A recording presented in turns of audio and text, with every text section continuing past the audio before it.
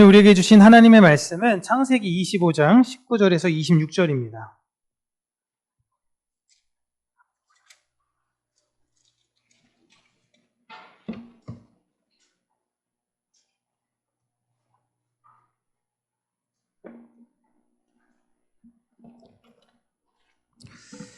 창세기 25장 19절에서 26절 우리 함께 읽습니다.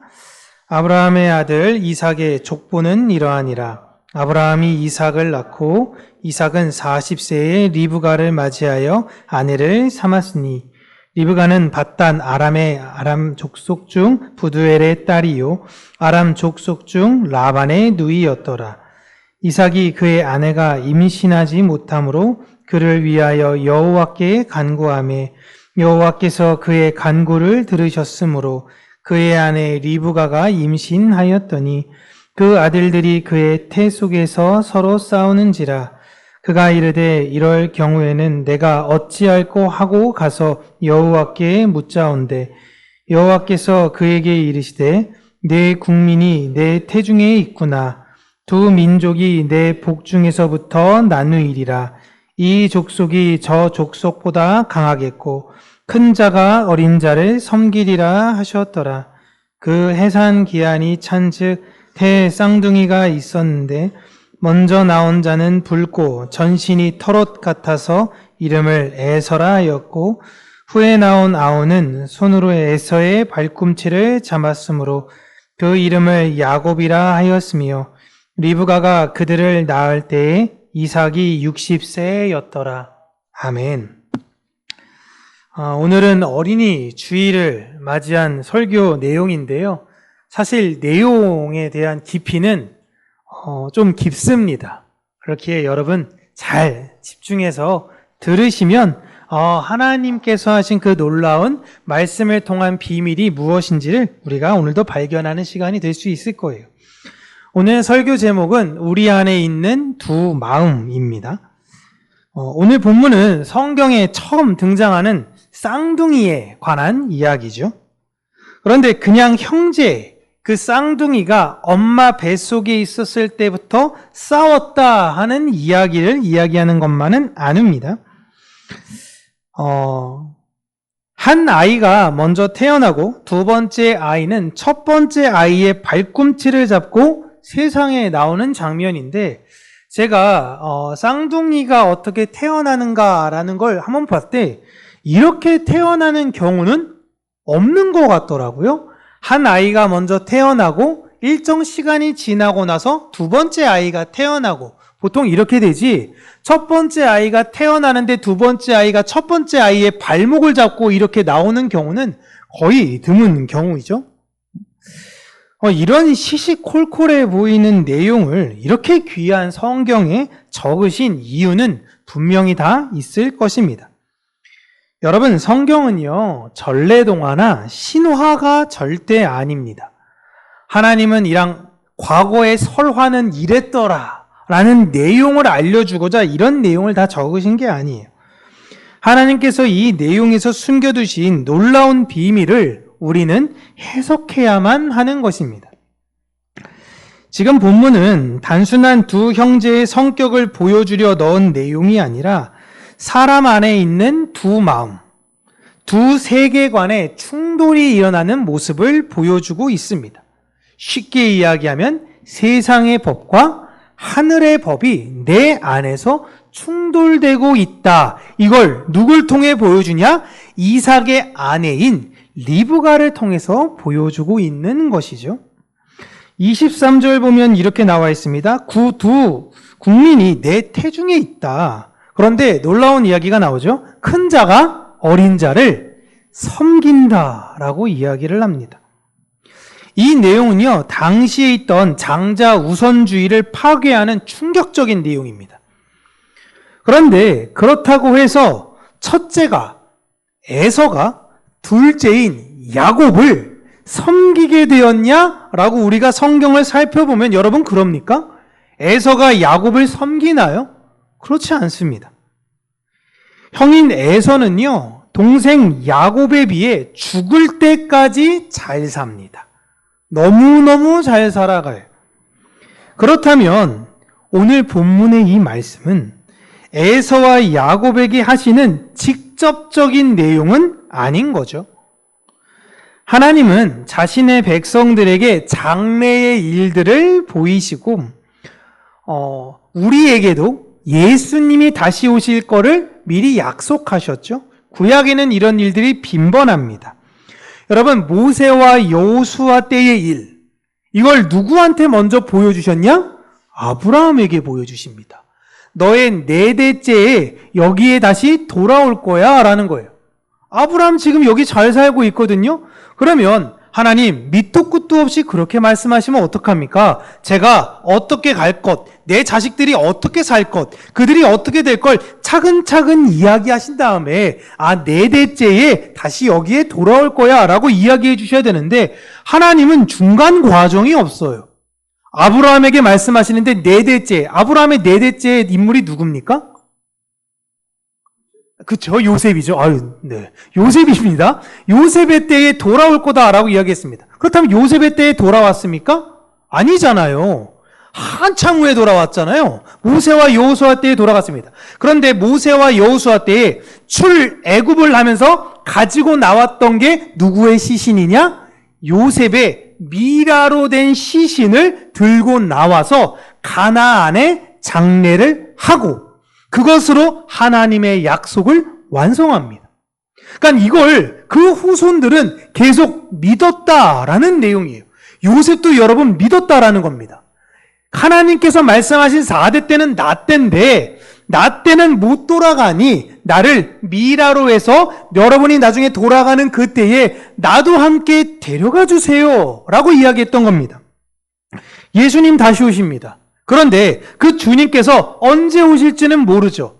그러나 나는 그걸 믿고 다음 세대에게 다시 오실 주님을 증거하는 거예요. 성전은 여러분 솔로몬이 지었지만 그 성전에 관련된 약속은 모세에서부터 다윗에게까지 하나님께서 하셨습니다. 그 뒤에 하나님께서 이루실 일들을 보면요, 지금 아무런 상관도 없어 보이는 사람들에게 하나님은 말씀하세요.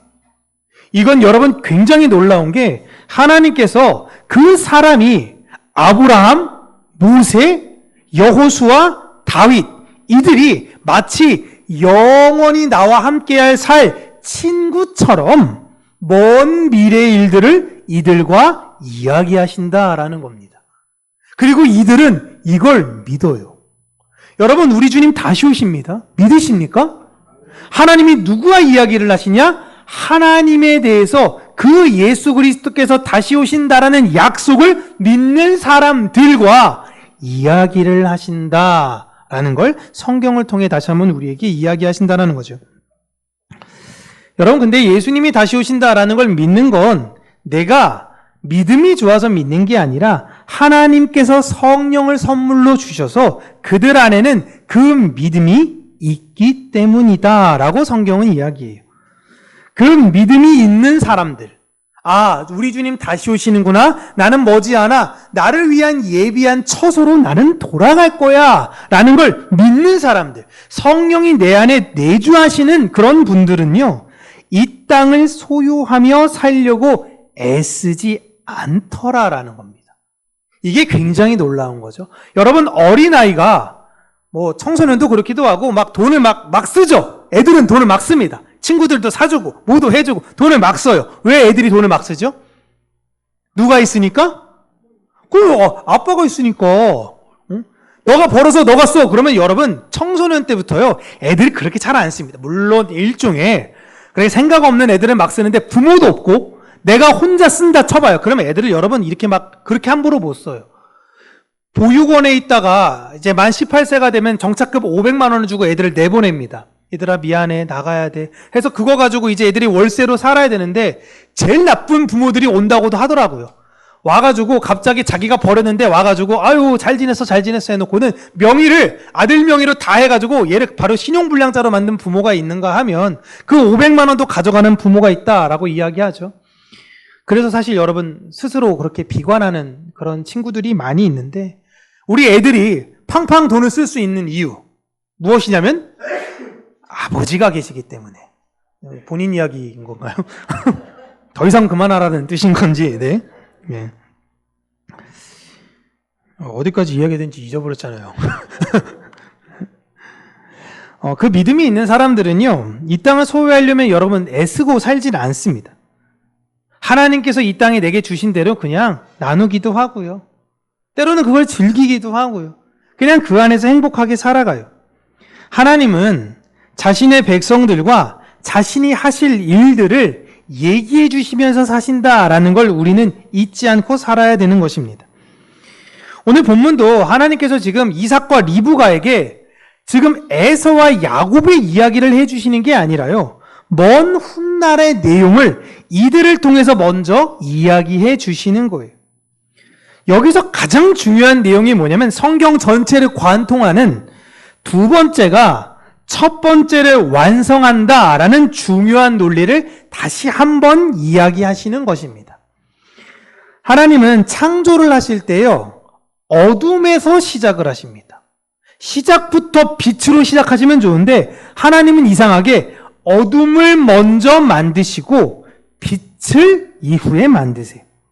날짜로도 따지면 이상하게 아침이 되고 저녁이 되니 이는 첫째 날이다 라고 하지 않으시고요, 저녁이 되고 아침이 된다 라고 이야기를 하세요.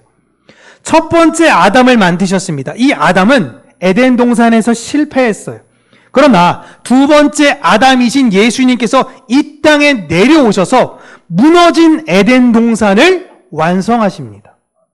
첫 번째 출애굽 세대는요, 하나님께 계속 의심하고 거역해서 광야에서 죽었습니다. 그러나 두 번째 출애굽 세대는 가나안에 들어가게 되죠.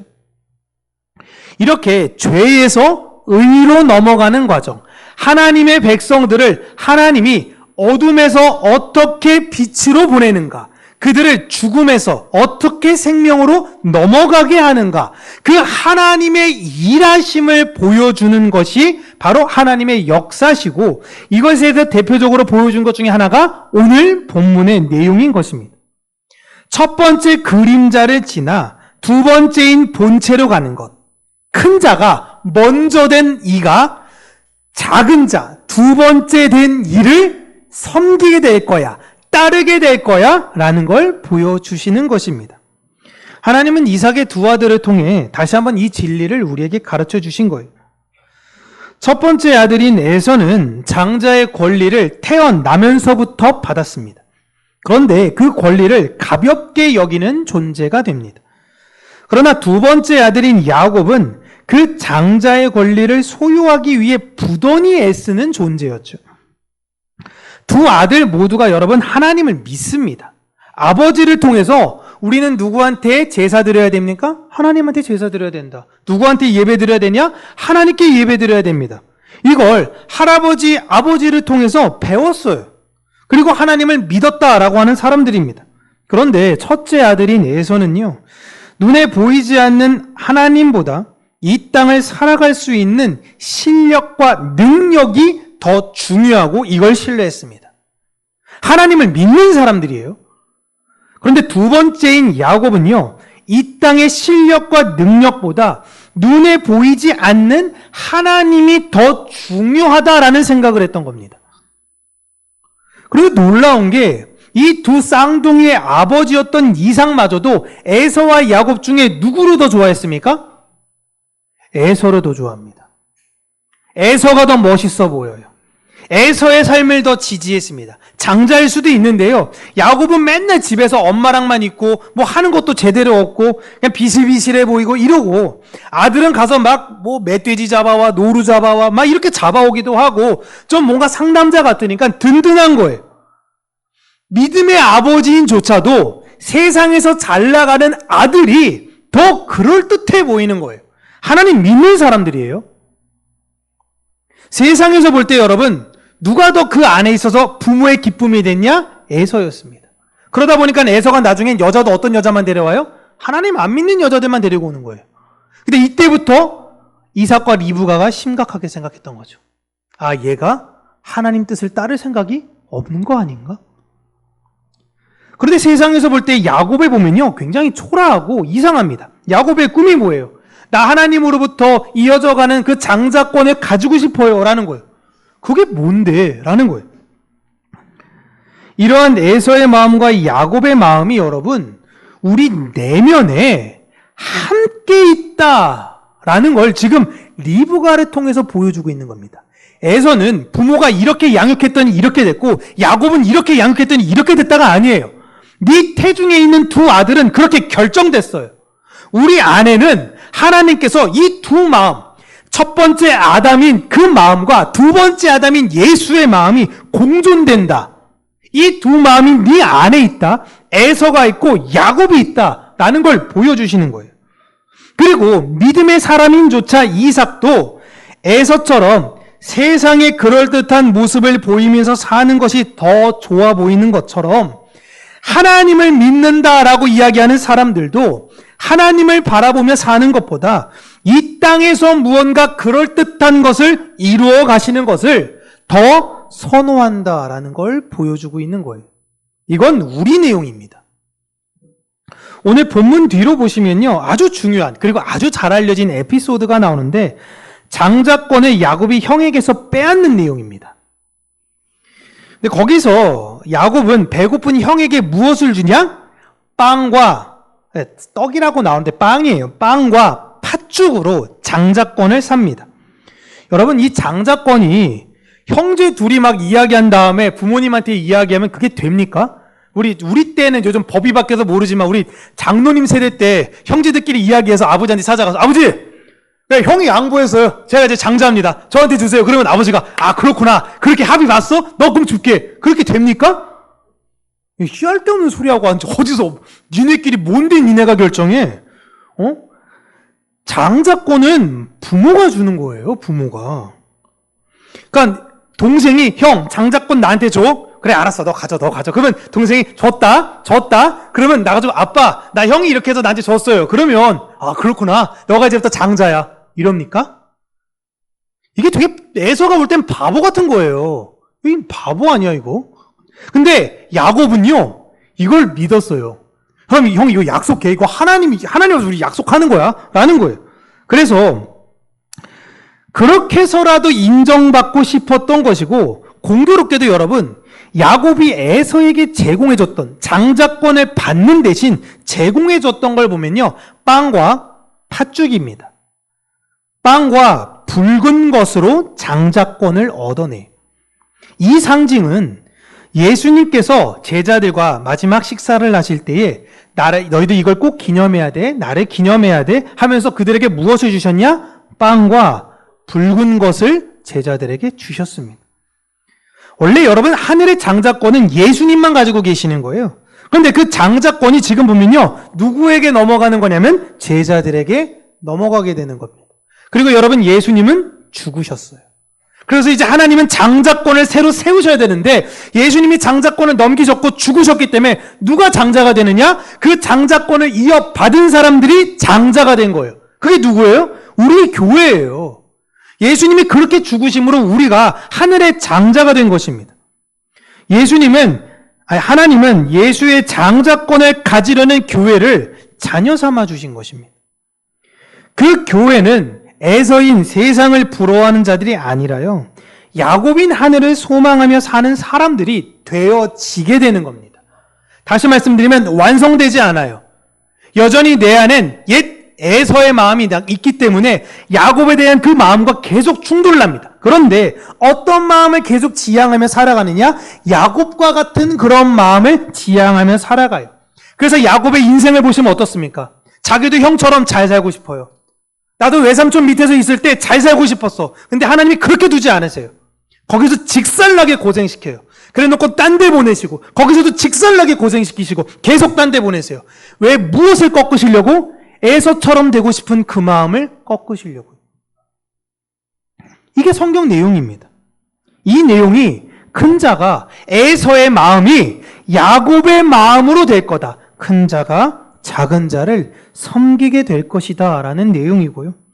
내 안에 이 세상을 크다라고 하는 그 마음이 보이지도 않고 초라해 보이는 작은 것에게 삼켜지게 될 걸 복음의 내용이 이야기하고 있는 것입니다.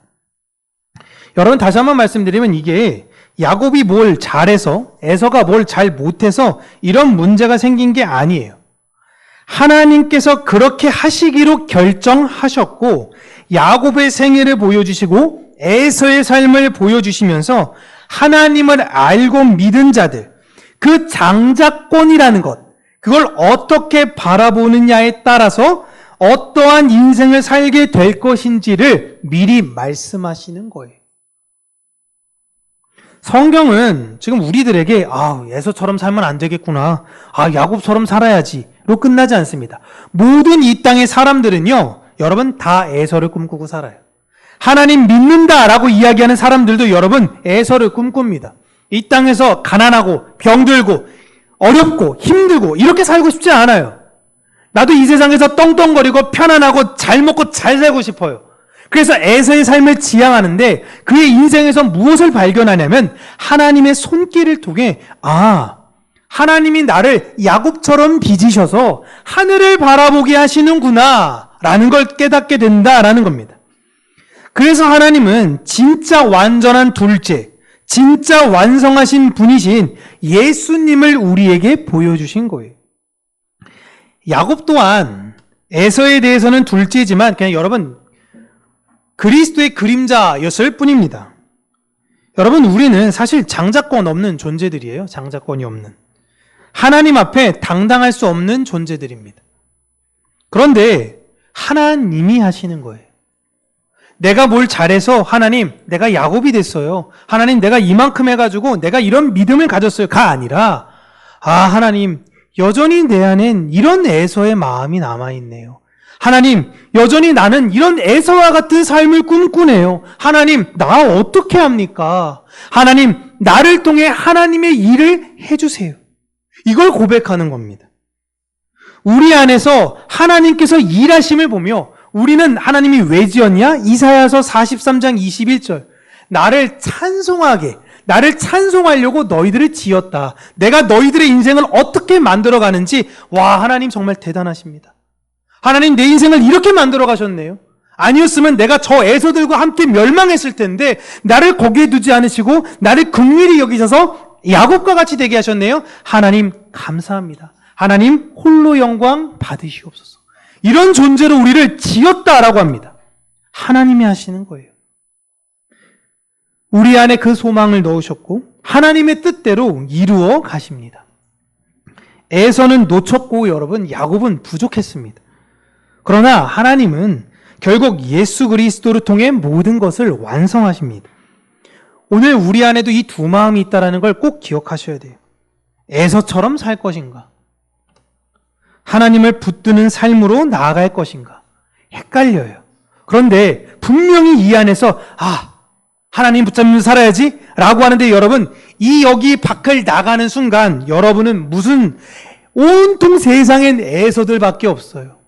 그렇게 여러분은요 야곱과 같은 마음을 가지면서 살기가 굉장히 어렵습니다. 그때 여러분 꼭 이 말씀을 기억하셔야 돼요. 큰 자가 작은 자를 섬기리라. 하나님이 일하시면 내 안의 모든 에서의 마음은 야곱의 마음으로 변하리라. 이걸 여러분 기억하셔야 됩니다.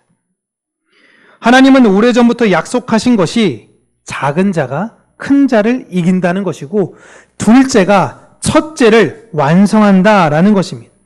여러분 안에 있는 욕심을 하늘의 권세가 이긴다라는 걸 약속하셨어요. 여러분 돈 벌어도 불안하지 않으십니까? 벌어도 불안하지 않으세요? 여러분 요즘 문제가 5월달 됐으니까 이제 부동산 가지고 계신 분들 난리 났죠? 이제 이거 막 계속 떠듭니다. 계속 떠들어요. 이게 뭐냐면 불안하다는 이야기입니다. 불안하다. 심지어 번 돈에서 세금 물리겠다. 있는 돈에서 세금 물린다는 것도 아니고 내가 10억 옛날이었으면 세금 조금 내는데 이제 여기서 세금 많이 낸다고 하니까 그래도 벌잖아요. 그래도 여러분 불안해요. 왜 예전이었으면 내가 3억 4억 더 가져갈 수 있는데 왜 그걸 가져가냐? 왜 나빴어? 내 안에 불안해서 그래요. 주식도 그렇더라고요. 저 깜짝 놀랐는데 주식에서 가장 불안한 사람이 여러분 떨어진 사람이 아니래요. 저 깜짝 놀랐어요. 돈을 많이 벌잖아요? 그러면 이거 어떻게 언제 벌어야 되나? 언제 이거 해야 되나? 이것 때문에 불안해서 잠을 못 잔대요. 세상엔 에서와 같은 여러분 마음 계속 품어보세요. 여러분 안에 평안이 주어지는가? 절대 평안이 없습니다. 이 땅의 욕심을 하늘의 권세만이 이길 수 있다라고 성경에서 약속하셨어요. 우리는 그 은혜 안에서 오늘 하늘을 선택하며 살아가는 사람들입니다.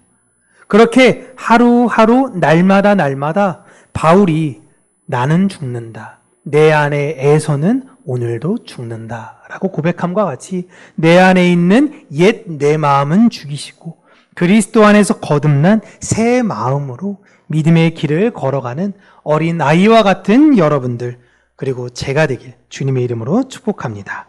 기도하겠습니다.